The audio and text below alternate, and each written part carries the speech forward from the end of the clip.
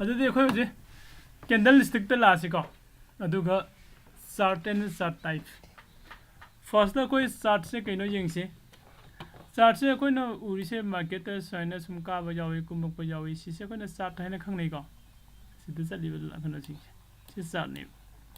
ꯑꯗꯣ ꯆꯥꯔꯠꯁꯤꯅ ꯑꯩꯈꯣꯏꯗ ꯀꯔꯤ ꯔꯤꯄ꯭ꯔꯖꯦꯟ ꯇꯧꯕꯤꯔꯤꯅꯣ ꯆꯥꯔꯠꯁꯦ ꯑꯩꯈꯣꯏꯗ ꯀꯔꯤ ꯀꯥꯟꯅꯔꯤꯅꯣ ꯍꯥꯏꯔꯒꯗꯤ ꯁꯄꯣꯁ ꯉꯁꯥꯏꯅ ꯍꯥꯏꯒꯗꯣ ꯑꯩꯈꯣꯏꯒꯤ ꯋꯥꯔꯜꯒꯤ ꯃꯐꯝ ꯀꯌꯥ ꯀꯌꯥꯗꯒꯤ ꯁ꯭ꯇꯣꯛ ꯃꯥꯔꯀꯦꯠꯇ ꯏꯟꯗꯤꯌꯟ ꯁ꯭ꯇꯣꯛ ꯃꯥꯔꯀꯦꯠꯇ ꯆꯪꯁꯤꯜꯂꯛꯑꯒꯁꯨ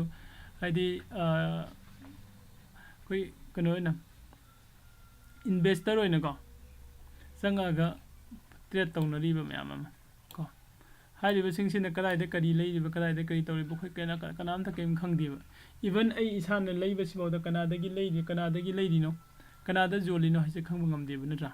अदुगा प्राइस से कमाइना चलिबा आइदि बायर ने हेलिब्रा सेलर ने कनो हेलिब्रा गाइबा सुमबा सिंगसे अखोइसे खंबसे सियंगना हाइदि ngamba नतेबा को अदुबो सिदा खितंग अखोइदा खितंग खक आइदि खरे हेना खंबा याबगी मोंगदा खoi चार्ट हाइना अमा सेमगा थंबिरमिबको हाइरिबा चार्ट सिना अखोइदा कदोगे कांदा खोगी प्राइस की मूवमेंट को प्राइस की एक्शन सेमको मूवमेंट प्राइस की एक्शन हाइबदि मीन्स बायर खरमना लेइरई सेलर खरमना सेल तौरई को लेइबा जोंबा तौरगा चलैबा मयाम सिदा लेइबगा जोंबगा से कनाने हेलके हाइबगी सिगुंबा हाइदि लेइबा जोंबा तौरपा हाइसे प्राइस की एक्शन गातनी नथा हाइरिबे एक्शन दुगी मतुंगिना नंगी चार्ट से मूव तौक्तुनि लेइबने हेंगलदि मथलोम काक्तुनि जोंबने हेलागना मखामना कुमक्तुनि नथा हाइदि पोट अमगी ममन से येंगसिबा जोन बसेना आई जोन जगे हाइबसिना मयाम जाम खलगदि सप्लाई से हेंगलगदि कैदवे पोट की ममन से हंद्रेबा को अदुगा आइसु लेइजगे हाइबा मयाम अमा लेगे हाइबा मयाम अमा संगसिले जोन बदि खसि खक्तनेबा दुदि कैदवे पोट की ममन से हाइगलेबा से एग्जांपल ओइना हाइगे हजि ममांगी कोरोना दगे हुनो हजि फावबा अखोय स्वाइदा फौसेंग ताइबसे याम सितेबा कैगिनो कांदा फौ ताइजगे चेंग ताइजगे हाइबा मी मयाम अमा लेइबा को अदुगा लेबिनबा मी लेतबगी को ममन हंदेबा को अदुगा मु कोई बन स्ट्राइक तब मतमदा कैदवे थावगी ममन याम हेंगलमे हजिति तौगिदरे को मसी थबकसिमा दो कोई मणिपुर लेबा गातनी अयामबना खंगहोरमगनी को मतम अमदा कोई याम थिना वारमि बन तवे स्ट्राइक तवे ब्रोकेट तवे थाव लेतदना थाव से को ममन से फंगदी को हाइना पूरा प्राइसलेस नहीं बताए मतम तौरमिस नथा अदु थाव की डिमांड से थाव फंगदब मतम ममन मैम हेंगली नथा अदोइन तदु फौगी ममन हुजिक चेंगचाक मैम से वानदबनिना फौगी ममन से याम हंधरगा लै करिगिनो से सप्लाई न यामगदि कैदौरे प्राइस की ममन से हंधरे डिमांड न यामगना प्राइस की ममन से हाइगले हाइबनि अदो हाइगले हंधरे जे हुजिक कोइना फौगी ममन हंधरे से कना कना उगेबा अखोई साइड साइन तव याबजे इन वरी तौरकांदा खंग खक्तनेबा नत्रा अदैदि से अखोई सिदा पोट असि ममन पि बजारदा सि पि अखोइना पाउ तानम खक्तनि लेरुकांदा खंग खक्तनेबा अदुबो स्टॉक मार्केट दि हाइरेबा कनो से कंडीशन सिदा कैदौगे कांदा प्राइस ना हाइदि कंपनी अमगे शेयर से बायर सिंगसिना यामना मसिंग हेंगलगा लैगे हाइबगी डिमांड से यामना हेंगलगदि को प्राइस से वांखले प्राइस वांखलकपसे कोई कनो सिना चार्ट से ना कोई ग्राफिकली रिप्रेजेंट तौरगा ताकपिरे प्राइस ममन से होजे हाइगले हैनको लेदि साइड सेलर मैम थोरगा सेल तौरे खलजे सेल तौरपा हाइजे प्राइस ममन से हंधरक्तुइनि हंधरक्पा मतम सिदा सिदासु सेम च मानना ngसागी सिगी चार्ट से सिना कोइदा हे खंगले हारिबा प्राइस सिगी हारिबा स्टॉक सिगी नत्रगा हारिबा इंडेक्स सिगी मागी प्राइस की मूवमेंट से मथक लोमदा चली नत्रगा मखारोमदा चली हैना सोना खंगलेबा खोइदा चार्ट सिना को द प्राइस की मूवमेंट से कनाने सेमैनो हारगदि प्राइस की मूवमेंट से खोगी बायर एंड सेलर ओइलिबा खोगी इन्वेस्टर मयाम से सिसिना मागी लेइबा एंड जोनबा तौरको मयाम दो हाबदि प्राइस तु द खुना तौरिबि एक्शन मयाम दो अदुदना प्राइस की मूवमेंट से थोलकनिबा को दो हारिबा सिगी प्राइस की मूवमेंट से लाको मतम सिदा अखोइना कैदोगे कांद खोगी चार्ट टाइप्स द चार्ट मखन मयाम अमा कन लेइरि को लाइन चार्ट हाइबा लेइरि को अदैदि कैंडल स्टिक हाइबा लेइरि को साइन तौदना लेइरिबा चार्ट मखन मयाम से सिदा मैम की साउंड फजन लाई को Okay, okay. Start makhan mayam se sida khoi na kino se hogi kino type se candlestick ko candlestick chart thaiba ma jawri ko line chart kaine lei ade te makhan mayam lei line chart se khoi khar sin nei candlestick chart haiba ma lei ri ba si hoji aina se open tawri se green ga ri sing se candlestick ko we हाइबा candlestick से सिगी chart ने बखने candlestick chart है जेको सिगी candlestick chart से सि अखने खंगनब होनरक मतमदा first दा सिगी कैंडल से खंगब मथौ ताइब को कैंडल से खंगब मथौ ताइ कोना कोने लैंग्वेज से मतम गे हाइगा दि मागी लेटर सिंग द हन खंगब मथौ ताइ नत्रा इंग्लिश तम गे हाइगा दि एबीसीडी को सुरो सरा कनो को हिंदी तम गे हाइगा दि आ बरे आ गायना लेना नत्रा ई बरी ई गायना उ बरी उ गायना हारिबा अदुगी कनो सिंजे खोई खंगु मथौ ताइ को मैते मेक्ता हारेगना कोक सम लाइन मिट को सुमाइना लैरिबा कनो से सि खंगनबो होनबो दोइन तौरगा खोई स्टॉक मार्केट तसु कोइना कैंडल स्टिक की चार्ट से इन फजन मपुंग फाना खंगे हारेगदी कैंडल स्टिक से करिनो से खंगु मथौ ताइबो को द कैंडल स्टिक से कैंडल मयाम अमा फॉर्म तौरिबो को हाइबसी कैंडल सिंसे कमाइना फॉर्म तौर को यिंगसि को सपोज मार्केट से मूव तौरे खलसी सिदगिना स्वाइ बॉक्स से मूव तौरे खलसी को स्वाइना सुम चलगा स्वाइना चलगा स्वाइम चलगा स्वाइदगा लोसिंगरे खलसी मार्केट सिदगी ओपन तौवे को अदो सिदगिना सिबागी जर्नी से पूरा 1 आवर्स की जर्नी ने लवरसी को 1 आवर्स की जर्नी माना चलै से को सिगी 1 आवर्स की जर्नी द सखिबा कैंडल स्टिक की फॉर्म से कदौरके कान अखोइना आदि चार्ट से कैंडल स्टिक की अखोइ चार्ट हाय से कैंडल स्टिक हाइदसु को चार्ट से अखोइना सिंगल कैंडल नमदा रिप्रेजेंट तौरको मतम द को कोइना रिप्रेजेंट तौदिसे कदाइ द ओपन तौरको नो सिदा ओपन तौरई को कदाइ द क्लोजिंग पीबनो सिगी मपासने मान क्लोजिंग पीरै सिदा क्लोजिंग पीरे को अदुदि सिसिमा मागी बॉडी हैने खंगनानि हाइदि ओपन तौरखिबा मफम सिदैना मानासते क्लोजिंग पीगिबा मफम से सिबावसे कोइना कैंडल स्टिक सिगी बॉडी हैने खंगरखिनि को अदुगा कदाइबो मथक कदाइबो कारुबा सिबो कारुइबो को सिबो कारुरिबा मफम से सिदे लाइन अंक लैदिनि सिसिना कोइना अपर शेडो हारे खंगरकनि को कैगुम्बा मानासि मखादसु कुममबा कदाइबो कुममबा सबो कुममिंगा हारेगदि सिना लोअर शेडो हैने खंगदोइनु को अदो अइना हाइनिंगिसे मयामदा करिनो हाइगदि सिदा 1 आवर हाइबम जावरिद्रा सिगे 1 आवर से कोई टाइम फ्रेम हाइनो सिदा मुसि लाकदौरिबा 5 मिनट्स की टाइम फ्रेम 2 मिनट्स की टाइम फ्रेम 3 मिनट्स की टाइम फ्रेम गाने को 10 मिनट्स की time frame 30 minutes 1 hours 1 day 1 week 1 month हन लाइव हाइबा सिगे टाइम फ्रेम सिगी मतुंग इन नंगी कैंडल स्टिक से फॉर्म तौगनि को 5 मिनट्स की टाइम फ्रेम आगे 5 मिनट्स की मनुंग द मार्केट सिना चलिबा मागी प्राइस की मूवमेंट से येंगा नंगी कैंडल से कैंडल अमा सिंगल कैंडल अमा फॉर्म तौनेबा मिनिट मंगाई कैंडल अमा को अदो नंगना कइगुम्बा 2 मिनट्स की टाइम फ्रेम थमे खलसी अदुदी मिनिट अनि अनि खुदिंगी कैंडल अमा फॉर्म तौ हाइबनि बनंग 2 मिनट्स साइन थमैसे को से कोना टाइम फ्रेम कोइ को अदो इन 10 मिनट्स साइन थमगदी मिनिट 10 खुदिंगी कैंडल अमा फॉर्म तौ हाइनि याइको मैम जारी को वरी से होय अदो कइगुम्बा इन 15 मिनट्स थमेबा अदुदी 15 मिनट्स साइन थमगदी सिदा इन पामी से करीनो कना त हाइबिरौने एवरी 15 मिनट्स खुदिंगी आई कैंडल अमम फॉर्म तौ हाइबनि नत्रा मानि को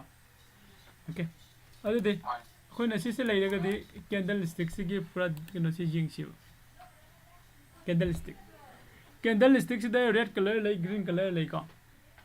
ग्रीन कलर की कैंडल स्टिक सिना बुलिश कैंडल हाय खंगनै रेड कलर की कैंडल स्टिक सिना बियरिश कैंडल हाय खंगनै को बुलिश एंड बियरिश अनि को अदु बुलिश कैंडल स्टिक से ग्रीन कलर होय बुलिश हाय से कगना कांदा खोगी मार्केट से ना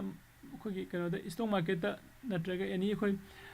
ट्रेड तौबा संगबदा स्टॉक मार्केट में हायरगे सिकि को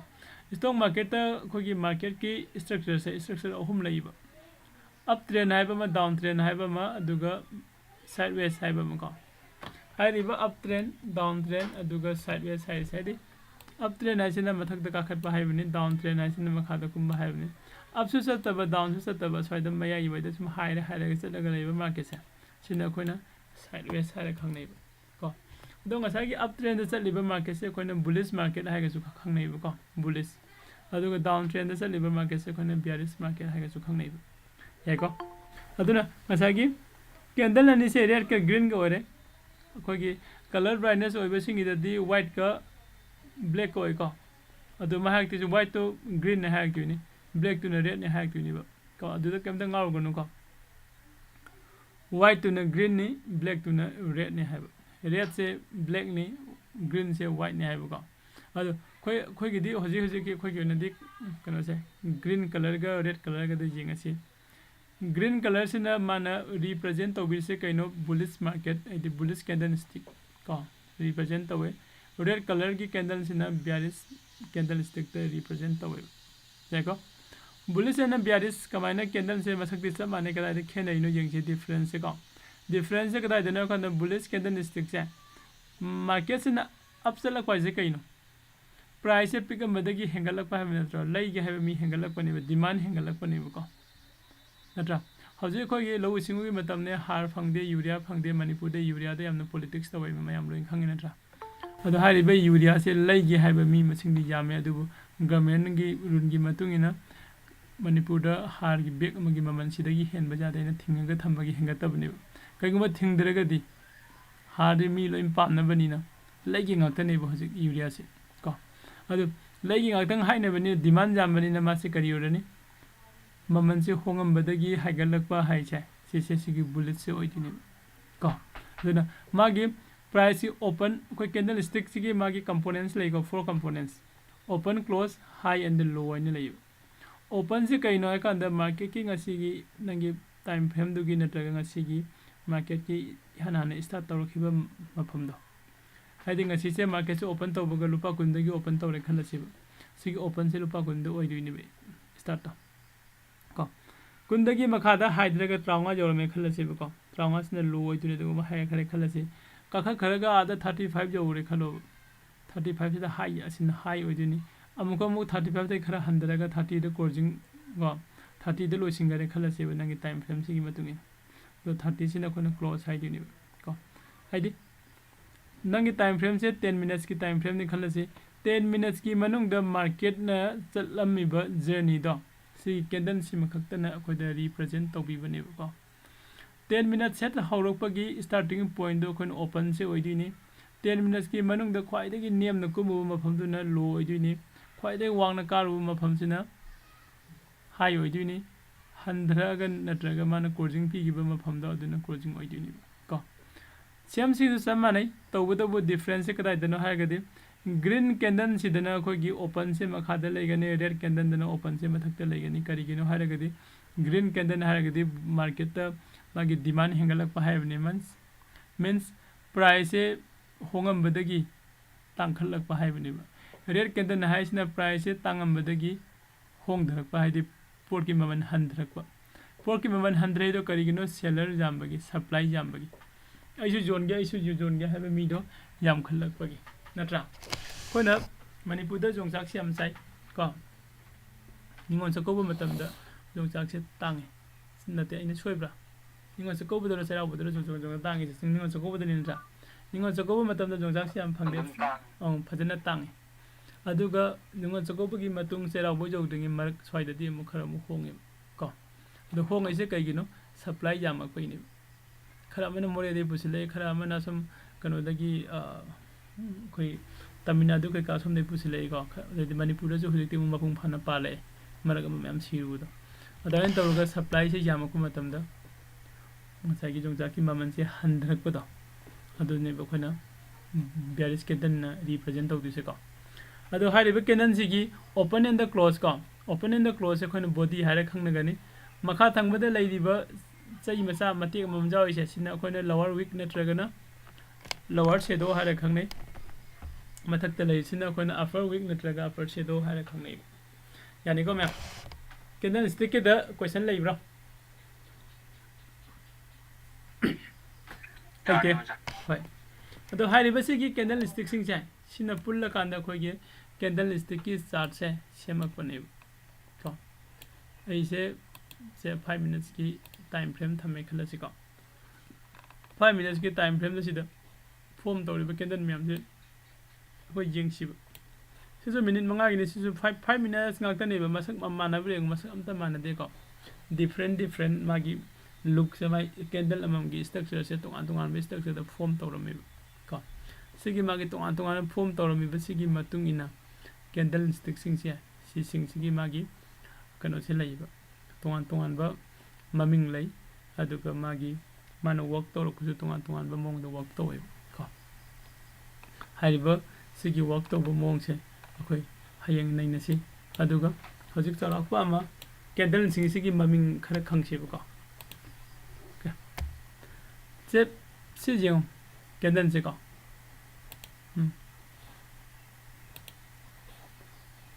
ग्रीन कैंडल ने सिना रेड कैंडल ने शॉर्ट आइन इरमे कैंडल मचा ने कैंडल मचा सिगी मरक तो कैंडल मचा मैम जावे नजा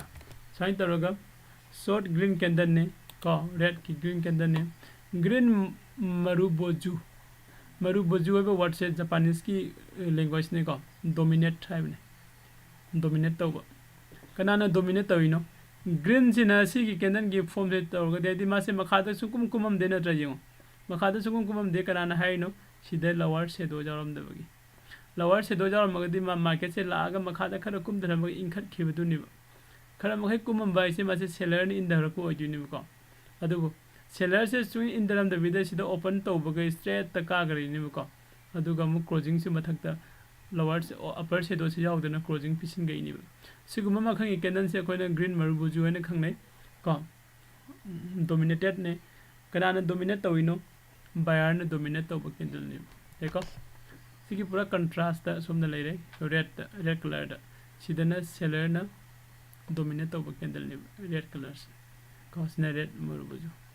मोइसे हयें खोइना कदाय काना रक्तिनो मतमदुगी मतुगिना लोइ लाकनी को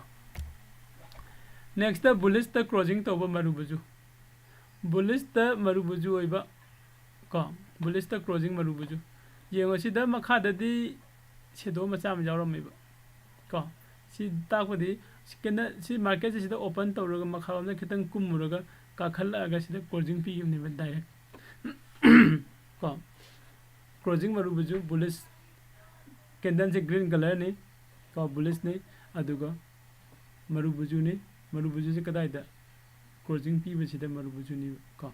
सुमाइन तौरगा सिदा सु लेरे बेपियारिस क्लोजिंग मरुबुजुनी सिदा मखारमना कुमदरगा मखागी लोअर शेडो यावदबो को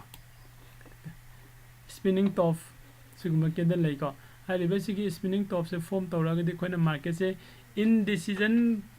फॉर्म द लेरे हाइदिनिबो दमहेदि मार्केट से मथक चतुर मखादा चतुर खोइसे मसे हाइपेट ज्ञान हेदि तादबै मोंग द लैदिनिबो करिगिनो सिगी कैंडल सिदा येंगो सिदा ओपन तौरे मखादा सिबा कुममे मुका खले सिबा काउरे सिदा हंदरगा क्लोजिंग पीरिब मखादा कुमुरिबा चांगसिगा मथकता कारुइबा चांगसिगा सब मानरगा लैबा को कनाना ngamiनो कनाना खरम खंगदबा खितंगदि बायर न खितंगदि ngamiबा सिदा स्पिनिंग टॉप को रेड कलर सु लै सिदा न सेलर न खितंग ngamiबा अदो मोइसे कोइना इनडिसीजन को कैंडल स्टिक हारे खंगनै अदो इनडिसीजन नाइजे मोइसिगी फॉर्म तौबम से चुमना लागदि अदुगसु यामना कानबा लै को खोइ कोन अदुम नैना रखिनि को दोजी प्लस मानद्रो को प्लस मानबा दोजी लै अदुगा प्लस मानदबा दोजी सु लै दोजी सिना करिनो कदा मसाइगी ओपन एंड क्लोज तो ओपन का क्लोज से पॉइंट नंबर ओइबा को ओपन का क्लोज से पॉइंट नंबर ओइबा सि कोइना दोजी कवै दोजी सि कलर लैते को कलर लेस ने सिदा ग्रीन एंड रेड जी मगसु दोजी ओरेगदी खोइना कैंडल से कैंडल की कलर लेते को कैंडल की कलर से कमाई से मैनो ओपन दगी क्लोज न मथक थंगदी ग्रीन ने ओपन दगी क्लोज न मखा थंगदी रेड ने अदुबो दोजी ददी ओपन का क्लोज का पॉइंट अमतद लैबनी न मथजु का दे मखा जुकुम दे मा कलर करी ओइदनो रेड पीदिरो ग्रीन पीदिरो खंगदरे नत्रा अदोइतादी दोजी की कलर करिनो हाइदे कलर लेस ने यानी को दोजी द सिदा सुलाय long leg doji ko sisu koi color lairoi ko ado sumaina mayam da khangna bagi color de pi daga thambane color laite ko सिसु market से येंग सिगी market से कमायना फॉर्म तौगेनो सि नुमित से ट्रेड से काम नुंगायरमगने से येंग सिबको असिगी हुजिकी कैंडल दो कनोनी खलसी खोगी 1 डे की कैंडल नि खलो को मागी कैंडल से 1 डे की एदि नॉर्मल सिदा माना चटखरिबा मार्केट की मूवमेंट से करम बमोंग सखी येंग बिना सिबको ये पे ड्रॉ तौरके सि क्लियर तौरगा सि वन टाइम ने क्लियर तौबो यादे इरेजर से पारग मुथतदे हजकी कैंडल दुद लाख हाइदो सिनेबा को सुमाइने लेरगा नत्रा अदुगा सिदा मसाइन कपने सुमिको मैम लॉन्ग लेग दोजी को सिदा तौगे से कइनो का मार्केट से सी मपास दे मासे ओपन तौरे ओपन तौरब मतुंगदा को मासे मखारम द कुमम याई हाना को नत्रगा मथलोम द हाना का मसे दे मखारम द हाना कुम हलगे अदुगा स्वाइदा सुम लेयुरे खलसी मार्केट से को अदुगा मासे का खलगा का कदा बकारा में सिबोकारा में खलसी अदुगा मुकुमागा ngसागी मागी ओपन तौरक मफम से द क्लोजिंग पी सिनि सी कैंडल सिना रिप्रेजेंट तौदिसे सिगी चार्ट सिनि याइको सिगुम्बा दोजी को मोसिसु अखोइना डिसीजन लबों खंगदब कैंडल द यावरिबको अदुबो हयें खोइ हाइदिबा डिसीजन लबों खंगदगसु मागी फॉर्म तौबम दो मफम चाना तौबा हाइबम लैदि अदु ला खानदि ओके सी लागदि स्वाइन ओइबजे हाइसु खंगबो यानि याइको मैम next cross doji inverted cross doji cross जिसु कनोगी खोगे जिसस कनोगी क्राइस्ट की कनो तो क्रॉस तो अदुनिबा क्रॉस को हारिबा सिम्बा कैंडल से लागदी सिदि कोई इनडिसीजन नते को खोगी सप्लाई जोन डिमांड जोन आइन हयेंग ताखिनी डिमांड जोन द कैंडल से फॉर्म तौरगदी सिदि बायर न ngamaini मार्केट से मखारों न कुम धरुरकांद याम सांगना कुमुरकांद सिदा बायर न इंखलाइने मीन्स स्वाइदा बायर मैम संगसिले हाइबगी अदुगुम ताकप कैंडल नेब सिदना सेलर मैम संगसिलपगी अदुगुम हाइदि इंडिकेट तौरप अदुगुम कैंडल ओइदुनिबको अदो खोइ मखाताना मथंग जेंगसिको दाग्रोन फ्राई दोजी को अदु क्रेवेस्टन दोजी अनि सिसु ngसागी लॉन्ग लेग कनो से नतबमा क्रॉस दोजी से सिग तुम हाइफेट माने को ड्रैगन फ्लाई से अदि हैमर लाए को अदुगा हैमर का ड्रैगन फ्लाई दोजी दगी होरगा हयेंग ताके को कैंडल स्टिकी फॉर्म ने सिगी कैंडल स्टिकी फॉर्म से कोई खंगद्रिंगै की ममांग सिदा कोई द खंगबदा का ओइसे कइनोगदि supply zone and demand zone हाइबमसु कोई खंगबदा का ओरि को supply zone and demand zone से हयेंगी क्लास त तौसे अदो हयेंग क्लास से यारेंगे मिस ओबी केनो को अदो कनागुम थबक सिनबगी मिस ओबे कैसु काइदे को